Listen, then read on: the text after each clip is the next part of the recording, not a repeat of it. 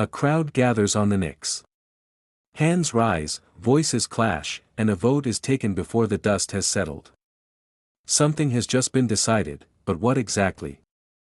A law that will bind Athens for generations, or a one-off command tailored to the urgency of the moment? For the ancient Greeks, especially the Athenians, this distinction mattered enormously.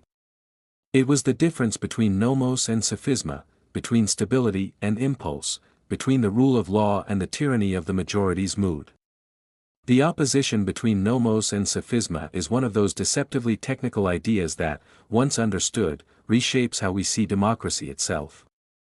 It is not just a legal nuance. It is a political philosophy carved into procedure. Nomos, law as a framework, not a reaction. The Greek word nomos originally meant custom or that which is distributed, but by the classical period it had come to signify something much more precise, a general, permanent, and abstract rule governing the community as a whole. A nomos was not about one person, one event, or one crisis. It was about how things are supposed to work, always. In democratic Athens after the reforms of the late 5th and early 4th centuries BCE, nomoi occupied the highest rung of the legal hierarchy. They were meant to be stable, impersonal, and resistant to sudden political passions. A law about citizenship, inheritance, contracts, or criminal penalties was a nomos precisely because it applied equally and indefinitely. Crucially, nomoi were not passed by the regular assembly, ecclesia, in its everyday form. After the trauma of the Peloponnesian War and episodes of oligarchic coups, Athenians became deeply suspicious of unrestrained popular power. The solution was procedural. Lawmaking was separated from ordinary decision-making. Thus emerged the Nomothetoi, special boards of citizen legislators chosen by lot, who reviewed, debated, and approved laws under strict rules. Proposals had to be published in advance. Existing laws had to be displayed publicly. Any contradiction between old and new laws had to be resolved explicitly. This was slow, cumbersome, and intentionally so. In my view, this is one of the most underrated achievements of ancient democracy. Athens realized something modern states still struggle with: democracy without breaks can destroy itself. Sophisma, the vote that acts. If nomos was the skeleton of the legal system, sophisma was its muscle. The word comes from sephos, a pebble used in voting. A sophisma was a decree passed by the assembly, often in response to immediate circumstances. Unlike nomoi, decrees were specific, situational, and often temporary. They might grant honors to a foreign benefactor, order the dispatch of a fleet, appoint an envoy, allocate funds, or respond to a military emergency. A sophisma could name individuals, specify dates, and address unique situations without pretending to create a universal rule.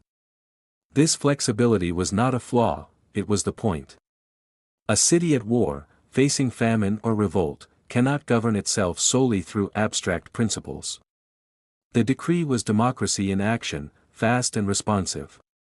But here's the danger the Athenians learned the hard way: when decrees start behaving like laws, equality before the law collapses.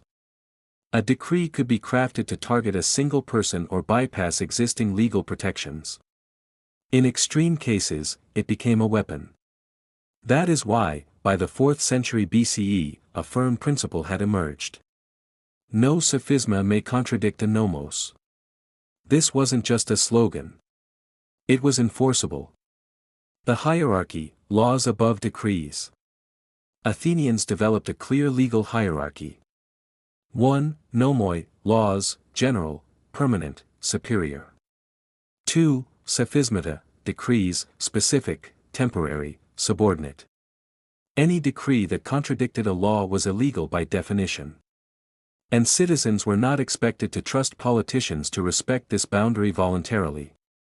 Instead, Athens created one of the earliest known forms of constitutional review, the graph paranomon, or indictment for illegality.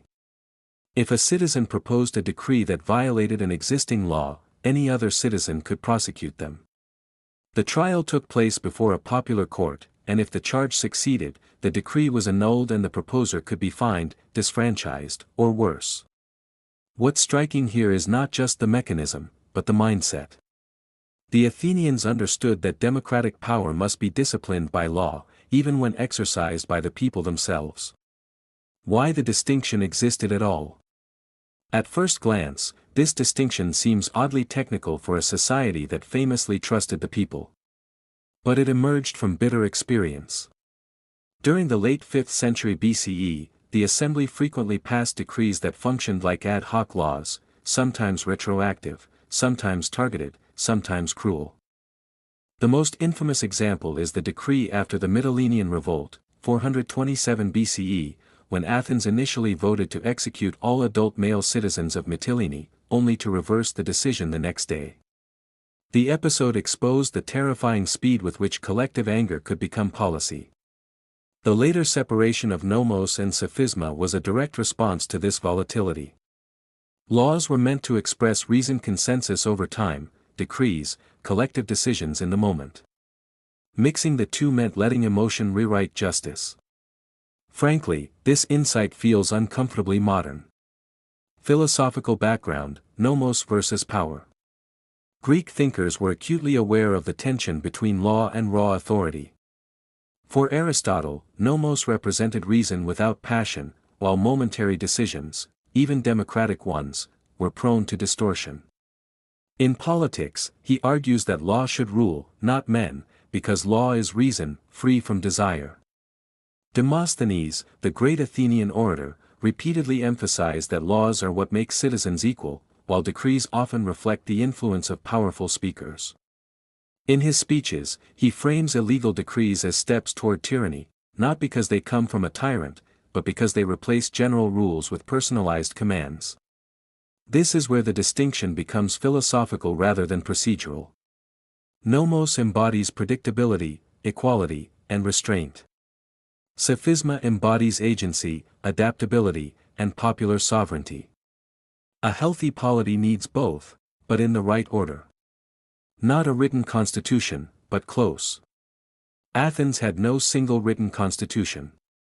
Yet the supremacy of nomos over sophisma functioned as a constitutional principle in everything but name. Certain rules could not be overridden by a simple vote. Procedures mattered. Consistency mattered. And above all, law was not just whatever the assembly said today. I would argue that this puts Athens closer to modern constitutionalism than it is often given credit for. The Athenians didn't just invent democracy, they invented mechanisms to limit democracy in order to save it. Legacy and modern echoes.